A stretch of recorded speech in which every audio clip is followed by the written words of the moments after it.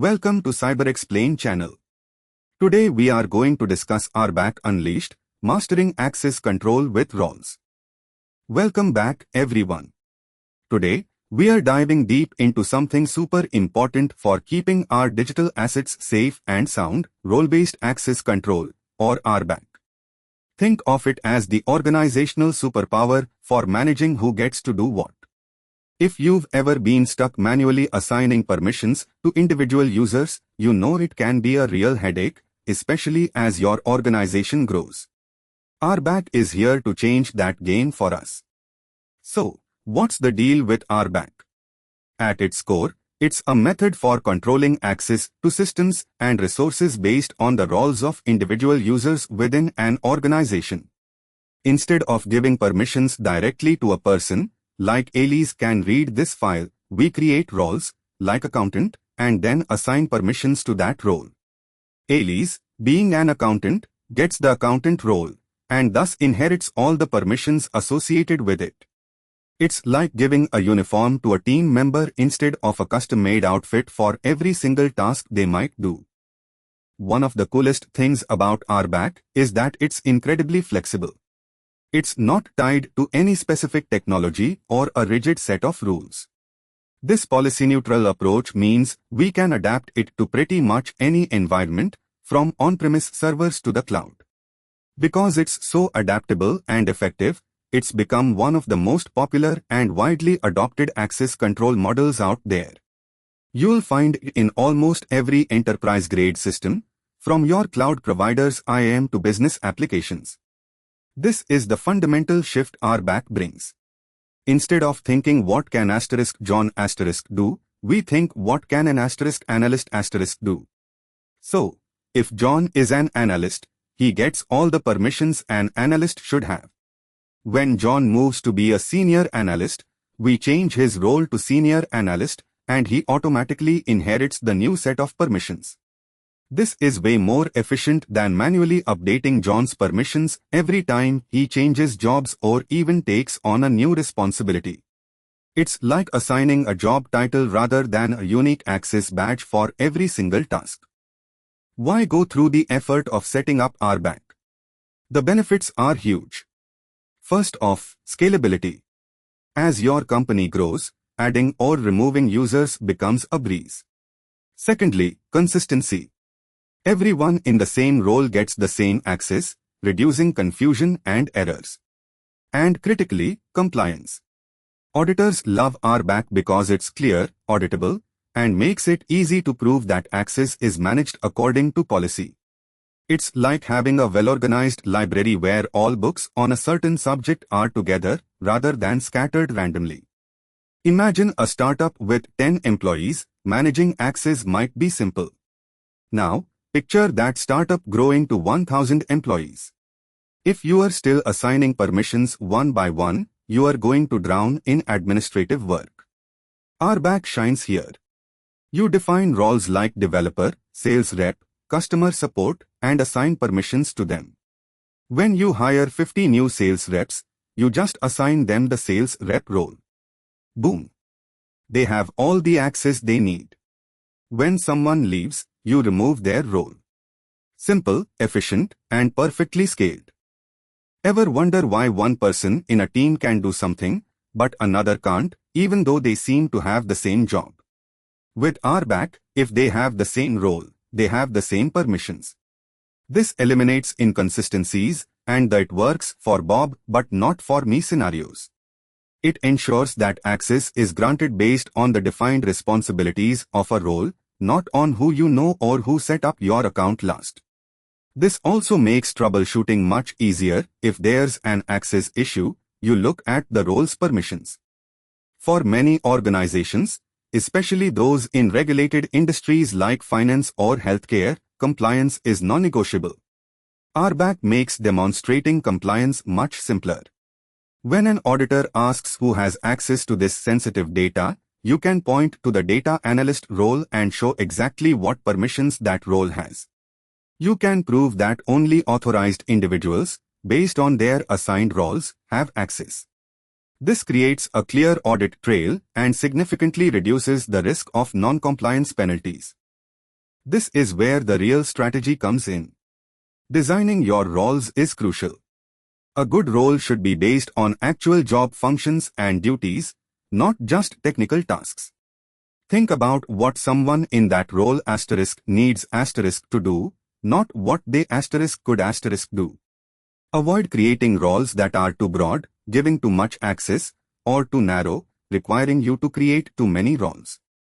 A good starting point is to analyze existing job descriptions and common responsibilities within your organization. When designing roles, ask yourself, what is the primary purpose of this role?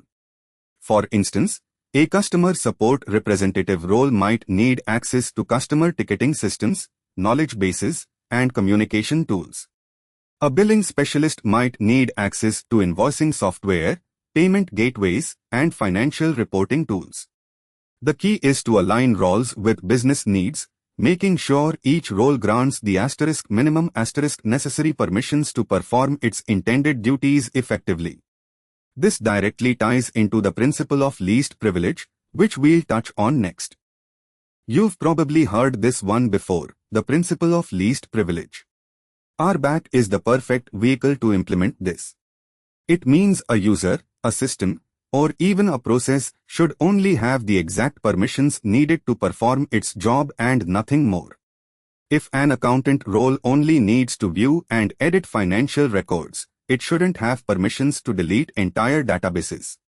By granting minimal permissions through roles, RBAC naturally supports least privilege, significantly reducing the attack surface if an account is compromised. Let's say you have a read-only user role. This role's permissions would be strictly limited to viewing data in specific databases or applications. Even if a user assigned this role accidentally clicks on a delete button, the system would prevent the action. Contrast this with a database administrator role, which would have broad permissions, but typically only assigned to a very small, trusted group of individuals who need that level of access. It's about tailoring access precisely. Another critical security concept that RBAC helps enforce is segregation of duties or SoD. This principle states that no single person should have control over all aspects of a critical transaction. For example, the person who can initiate a payment should not also be the one who can approve it. With RBAC, you can design roles so that these conflicting permissions are never assigned to the same role, or if they are, you can implement checks to ensure that two different people are assigned roles that cover those conflicting duties. Imagine a role for procurement specialist that can create purchase orders, and another role for accounts payable clerk that can approve payments. If you try to combine both into a single procure-to-pay manager role, your RBAC system can flag this as a SoD conflict. You then have a choice, either split these duties into separate, more granular roles or ensure that the procure-to-pay manager role can only be assigned to individuals who also have another role that performs the compensating control, example, a CFO role that can approve exceptions. Let's look at a real-world example. A large financial institution with 50,000 employees was struggling. They had thousands of users, and managing individual access requests and permissions was a nightmare. Compliance audits were painful, and the risk of unauthorized access due to misconfigurations was high. Their IT team was constantly bogged down with access-related tickets. They had created custom applications, onboarded many acquisitions, and over time, access became a tangled mess. Different teams managed access for different systems, leading to inconsistencies, dormant accounts, and people having access they no longer needed. It was a classic case of privilege creep where access accumulates over time without proper review. So, they decided to implement a robust RBAC model. They started by analyzing job functions across the entire organization, from tellers to IT administrators to compliance officers. They identified common sets of tasks and responsibilities and then grouped these into logical roles like teller, loan officer, compliance analyst, system administrator, etc. For each of these newly defined roles, they meticulously assigned permissions. For example, The teller role was granted access to point-of-sale systems, customer account lookup, with appropriate view-only restrictions and basic transaction processing. The loan officer role gained access to loan application systems, credit reporting tools, and client management software. Crucially, they applied the principle of least privilege, ensuring no role had access beyond what was absolutely necessary for its function. They also ensured that the roles themselves adhered to SoD principles. For instance, the role that could create a new customer account was separate from the role that could approve credit limits for that account. This design prevented a single person from potentially creating fraudulent accounts and then approving them. This integration made their access controls much stronger and more defensible. The results were transformative. Compliance audits became significantly easier. Instead of digging through countless individual access logs, auditors could review the defined roles and their associated permissions. They could quickly verify that access was aligned with business functions and regulatory requirements. This reduced the time and effort spent on audits dramatically. The administrative burden on the IT team was slashed. When a new employee joined, they were assigned the appropriate roles instantly. When someone changed departments, their role assignments were updated and their access changed automatically. This drastically reduced the number of access requests and modifications that IT had to manually process, freeing them up for more strategic tasks. Consider the customer service representative role.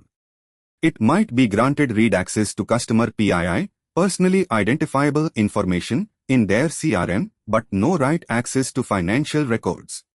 It might have access to the ticketing system to log issues, but not to modify user accounts in the core banking system. This level of granular control, managed through a role, ensures that each representative has exactly what they need to help customers, without any excess permissions that could be misused. For a developer role in this financial institution, RBAC would ensure they have access to development environments, code repositories, and bug tracking systems. However, they would not have production database access or the ability to approve financial transactions. Permissions might be further refined within the role, like granting access to specific microservices development teams. This ensures developers can build and test effectively without risking production data. One common mistake when implementing RBAC is creating roles that are too broad. For instance, a manager role that has access to all systems their direct reports use, plus HR systems, plus financial systems. This quickly breaks the principle of least privilege. A better approach is to have distinct roles for different functions: team member, manager, HR administrator, finance user. Then, a manager might have the team member role plus specific management oversight permissions, but not everything a full HR admin has. On the flip side, if your roles are too granular, you can end up with hundreds or even thousands of them. This makes managing them and assigning them to users incredibly complex. The goal is a balance. Aim for roles that represent common job functions and responsibilities. You might need some highly specialized roles, but the majority should align with distinct business units or job families. When designing your RBAC model, think about future growth and changes. Will new departments emerge? Will job titles change? A well-designed RBAC system should be flexible enough to accommodate these shifts without requiring a complete overhaul. Regular review and refinement of roles are essential to keep them relevant and effective over time. In a cloud environment like AWS or Azure, you'd leverage their identity and access management services. For example, in AWS IAM, you'd create IAM roles and attach policies to them. In Azure AD, now Microsoft Entra ID, you'd create Azure AD roles or custom roles and assign users to those roles. The underlying principle is the same: define a role, define its permissions via policies, and assign users to that role. Let's imagine a simplified policy snippet for a read-only analyst role in AWS IAM. This policy would grant read-only access to specific S3 buckets and read-only access to certain DynamoDB tables. Notice how it's focused on S3, get object and the namod, scan or the namod, query, and crucially, not S3, put object or the namod, put item. Once your roles and their permissions are defined, the next step is assigning users to these roles. This is often done based on their job title and department. In larger organizations, this might be automated through integration with HR systems. When an employee is hired, transferred, or leaves, their role assignments are updated automatically, triggering the appropriate access provisioning or deprovisioning. This lifecycle management is key. By thoughtfully designing and implementing RBAC, that financial institution transformed its access management from a chaotic, risky process into a streamlined, secure, and auditable system. It proved that RBAC isn't just a security feature, it's a business enabler that simplifies operations, reduces costs, and significantly enhances the organization's security posture. Ever wondered how large companies stay secure? RBAC is a massive part of the answer. So, to wrap up our RBAC adventure today, start with a clear understanding of your roles, base them on job functions, integrate with least privilege and SoD, and automate where possible. Remember, RBAC is a journey, not a destination. Regularly review and refine your roles to keep them effective. It's one of the most impactful things you can do for your organization's security and operational efficiency. Alright, that's our deep dive into RBAC. I hope this session has demystified it and given you some practical insights you can take back to your own environments. Have you faced challenges with access control? How are you using RBAC or thinking about implementing it? Let me know in the comments below. I'd love to hear your thoughts and answer any questions you might have. If you found this helpful, be sure to hit that like button and subscribe for more cybersecurity insights delivered in a way that's easy to understand.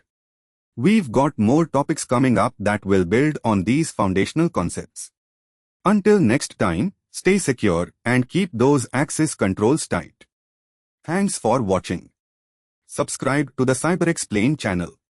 See you on the next video.